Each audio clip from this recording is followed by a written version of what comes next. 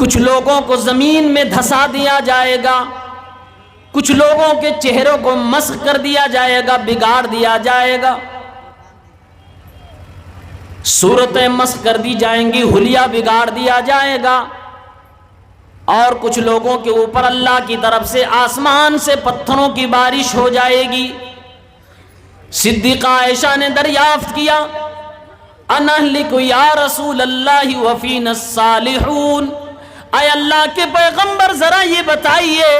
کیا ہم لوگ ایسے ہی ہلاک کر دیے جائیں گے، برباد کر دیے جائیں گے، اللہ کے عذاب کا شکار ہو جائیں گے، جبکہ ہمارے درمیان نیک لوگ بھی بسا کرتے ہیں، نیک لوگ بھی رہا کرتے ہیں؟ اللہ کے نبی نے جواب دیا، نعم اذا ظہر الخبث، جب لوگوں کے اندر برائیاں عام ہو جائیں گی، جب لوگوں کے اندر گناہ عام ہو جائے گا، فسق و فجور عام ہو جائیں گے، تو اللہ کا یہ عذاب آئے گا کہ کچھ لوگوں کو قارون کی طرح زمین میں دھسا دیا جائے گا۔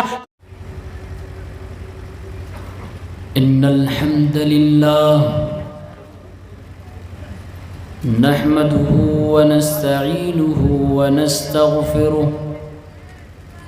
ونعوذ باللہ من شرور انفسنا ومن سیئات اعمالنا،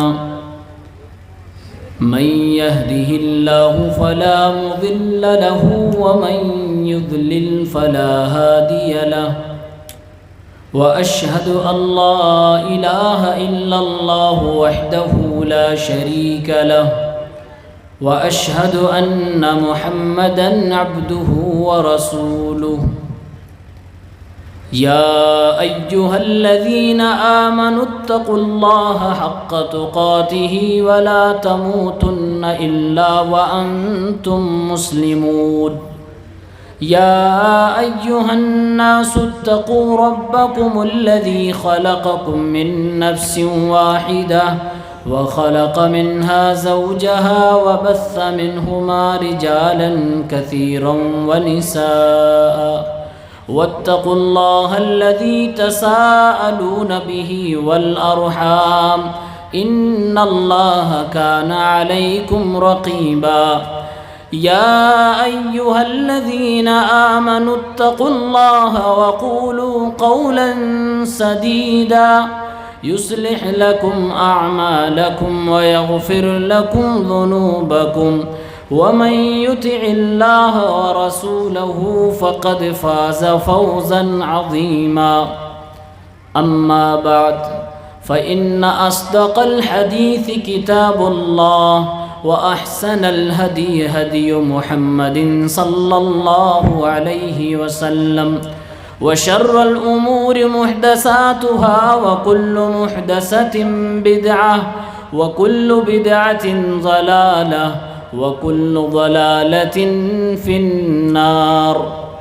أعوذ بالله من الشيطان الرجيم، بسم الله الرحمن الرحيم، إن في ذلك لذكرى لمن كان له قلب أو ألقى السمع وهو شهيد۔ وعن أبي الدرداء رضي الله عنه قال، أوصاني خليلي صلى الله عليه وسلم، لا تشرب الخمر فإنه مفتاح كل شر۔ اسٹیج پر تشریف فرما قابل قدر علماء کرام، معزز مہمانان اعظام،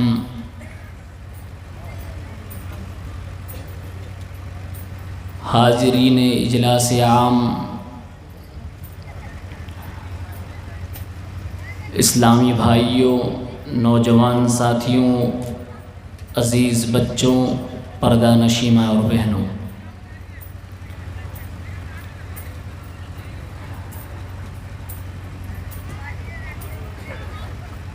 دل بدن کا قائد اور ڈرائیور ہے، اور انسان کی عقل اس کے دل میں ہوتی ہے۔ صحیح سمجھ اس کے دل کے اندر ہوتی ہے۔ غالباً اسی لیے قرآن کریم نے سمجھنے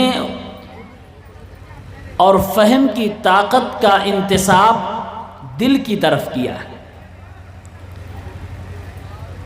اور دل تک کوئی چیز اگر بڑی تیزی کے ساتھ پہنچتی ہے تو کان کے راستے سے پہنچتی ہے۔ اسی لیے ماہرین کا یہ بھی کہنا ہے کہ بچہ جب جنم لیتا ہے تو سب سے پہلے اس کے سننے کی طاقت جاگتی ہے، اور جب ہم اور آپ سو جاتے ہیں، جسم کے باقی اعضاء آرام کر رہے ہوتے ہیں، تب بھی ہمارا کان جاگ رہا ہوتا ہے۔ قرآن میں اللہ رب العالمین نے کہا کہ نصیحت اس کے لیے ہے، عبرت اس کے لیے ہے جس کے پاس دل ہے۔ سورہ قاف کی آیت نمبر 36 اور 37 کا مطالعہ کریں۔ اللہ رب العالمین نے گزشتہ تباہ شدہ اقوام کا تذکرہ کیا ہے، اور اجمالاً اللہ رب العالمین نے فرمایا وَكَمْ أَهْلَكْنَا قَبْلَهُمْ مِنْ قَرْنٍ هُمْ أَشَدُّ مِنْهُمْ بَطْشًا فَنَقَّبُوا فِي الْبِلَادِ هَلْ مِن مَّحِيصٍ۔ کتنی ایسی قومیں گزر گئیں، کتنی ایسی بستیاں اجڑ گئیں جو طاقت و قوت میں اہل مکہ سے کہیں زیادہ بڑھے ہوئے تھے، آج کے انسانوں سے کہیں زیادہ طاقتور تھے۔ فَنَقَّبُوا فِي الْبِلَادِ، لیکن جب اللہ رب العالمین کا عذاب ان کے اوپر آیا، اللہ رب العالمین نے اپنا عذاب نازل فرمایا، تو پورے کے پورے شہر میں دوڑتے رہے، بھاگتے رہے، کہیں بھی ان کو پناہ نہ ملی، کہیں پر بھی ان کو چھپنے کی جگہ نہ ملی۔ حل من محیص، کوئی بچانے والا نہیں بچا۔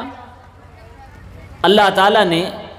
اجمالاً گزشتہ تمام قوموں کا تذکرہ فرما دیا، اور اس کے بعد اللہ نے فرمایا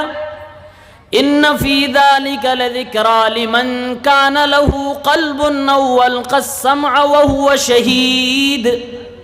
فرعون کو اللہ نے جو سزا دی، قارون کو اللہ نے جو سزا دی، قوم لوط کو اللہ نے جو سزا دی، قوم نوح کو اللہ نے جو سزا دی، قوم شعیب کو اللہ نے جو سزا دی، تمام گزشتہ اقوام کو اللہ نے جو سزائیں دی ہیں، جو طرح طرح کی قسم قسم کے عذاب نازل فرمائے ہیں، ان واقعات کو، ان تمام چیزوں کو پڑھنے کے بعد وہی نصیحت حاصل کرتا ہے، وہی عبرت حاصل کرتا ہے جس کے پاس دل ہوتا ہے، یا غور سے وہ قرآن و حدیث کو سنتا ہے، غور سے تدبر کے ساتھ، توجہ کے ساتھ اللہ کے کلام کو سنتا ہے، اور حاضر دماغی کے ساتھ دل و دماغ کو حاضر کر کے سنتا ہے، اس کو عبرت ملتی ہے، نصیحت ملتی ہے، سمجھنے کا موقع ملتا ہے، سدھرنے کا موقع ملتا ہے۔ قرآن کریم کی آیت بتا رہی ہے چترکوٹی کے نوجوانوں، اے یہاں کے باشندوں،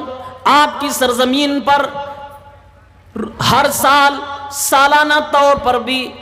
بلکہ آپ کے علاقے میں شاید ہی کوئی ایسا مدرسہ ہو، کوئی ایسی مسجد ہو، کوئی ایسی دینی مجلس ہو جس میں قرآن و حدیث نہ پیش کی جاتی ہو، پروگرام نہ ہوتے ہوں۔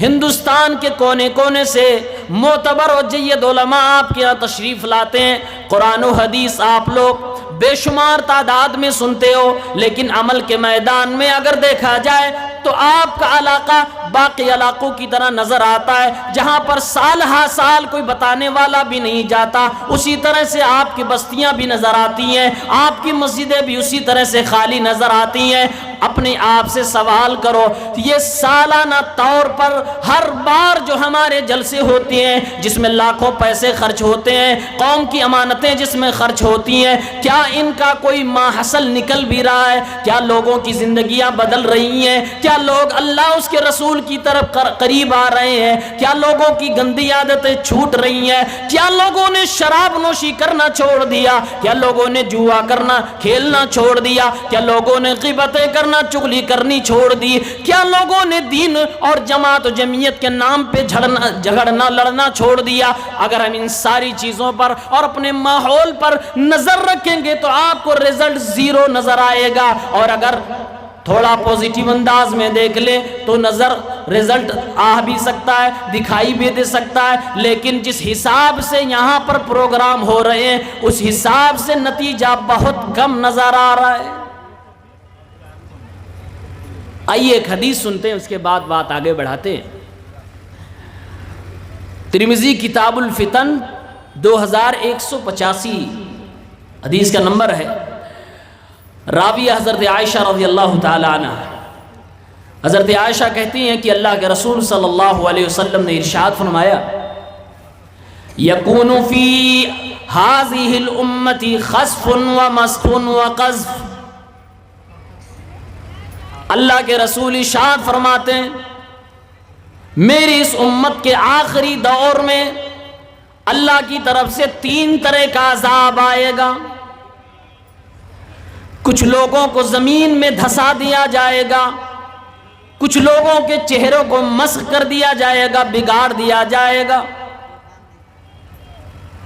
صورتیں مسخ کر دی جائیں گی، حلیہ بگاڑ دیا جائے گا، اور کچھ لوگوں کے اوپر اللہ کی طرف سے آسمان سے پتھروں کی بارش ہو جائے گی۔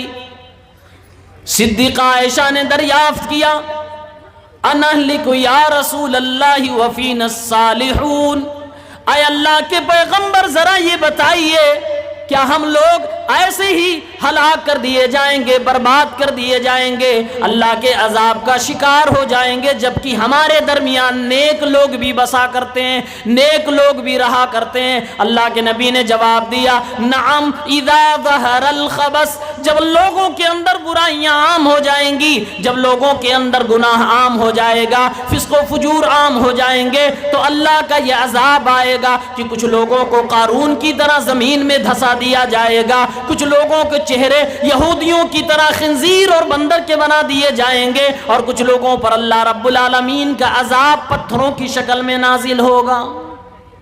کب ایسا ہوگا؟ جب گناہ عام ہو جائیں گے، جب فسق و فجور عام ہو جائیں گے۔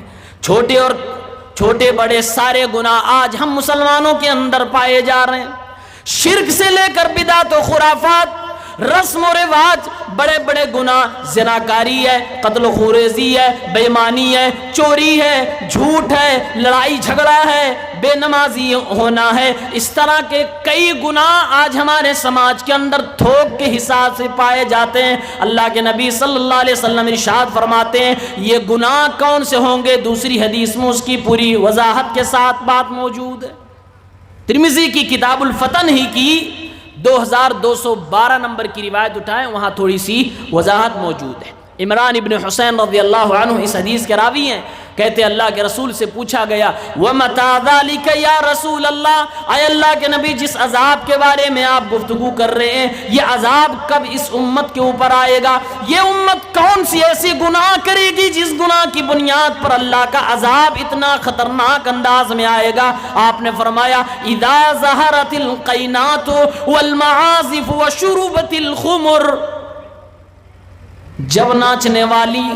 لڑکیاں، جب گلوکارہ، جب ڈانس کرنے والی لڑکیاں، تھرکنے والی لڑکیاں، اپنے جسم کا سودا کرنے والی لڑکیاں، اپنے جسم کی نمائش کرنے والی لڑکیاں عام ہو جائیں گی، اور جب لوگ ڈھول تاشوں میں مست ہو جائیں گے، جب لوگ میوزک کی دنیا میں کھو جائیں گے، اور جب شراب بے انتہا پیا جانے لگے گا، تو اللہ کا عذاب اس طرح کا میری امت کے آخری دور کے لوگوں پہ آئے گا۔ وَشُرُبَتِ الْخُمُرُ، جب شراب پیا جانے لگا گا، اور ایک حدیث میں آتا ہے کہ لوگ شراب کو نام بدل بدل کر، بہانے بنا بنا کر پینا شروع کر دیں گے۔ اس طرح کے عذاب آئیں گے۔ آج ہمارے اور آپ کے دلوں میں قرآن کی آیتوں، نبی کی حدیثوں، جنت و جہنم، قیامت، قبر، موت کا اثر کیوں نہیں ہوتا؟ کبھی آپ نے غور کیا؟ اس کی وجہ یہ ہے کہ دل ہمارے مردہ ہو چکے ہیں۔ اور دل مردہ جو ہوتے ہیں کئی اسباب ہیں، ان میں سے 3 اہم سبب جو اس حدیث پاک کے اندر ذکر کیے گئے۔ بربادی کے 3 اسباب: میوزک، ڈانس اور شراب۔ میوزک، ڈانس اور شراب، بربادی کے 3 اسباب، یہ آج آپ کے درمیان، آپ کے نوجوانوں کے درمیان نہیں پایا جاتا۔ آج گانے پہ تھرکنے والے ہمارے قوم کے جوان ہو گئے، گانوں پر ریلز بنانے والے ہمارے قوم کے جوان ہو گئے۔ افسوس تو اس پر ہوتا ہے ہماری قوم کی بیٹیاں بھی نیم برہنہ ہو کر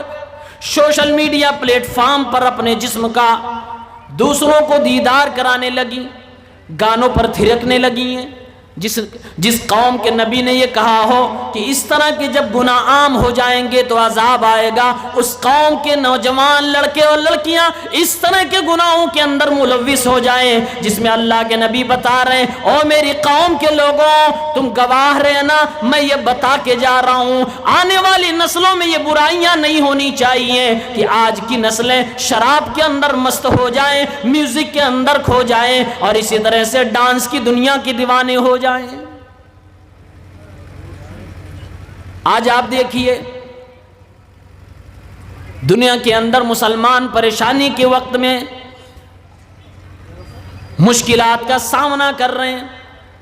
ہزاروں کلومیٹر دور بیٹھا ہوا یہ جوان مسلمان جو جذباتی ہو جاتا ہے، ہاں بس مسلمانوں کی مدد ہونی چاہیے، 2-4 نعرے لگا لیتا ہے، کبھی پولیٹیکل اسٹیج سے، کبھی دینی و مذہبی اسٹیج سے، غیر منہجی اسٹیج سے، کبھی جلوس میں نکل کے چلا جاتا ہے اور سمجھتا ہے ہم نے اسلام کا حق ادا کر دیا، ہم نے مسلمان بھائیوں کی مدد کر دی۔ او میرے بھائیوں، اللہ کی قسم، صلاح الدین ایوبی کے ذریعے سے اللہ نے بیت المقدس کو اگر فتح کروایا تھا تو صرف اس لیے کیونکہ وہ دیندار شخص تھا۔ ہمارے اور آپ کی طرح میوزک اور ڈانس کی دنیا کا دیوانہ ہو کر کوئی اللہ رب العالمین کے لیے کبھی بھی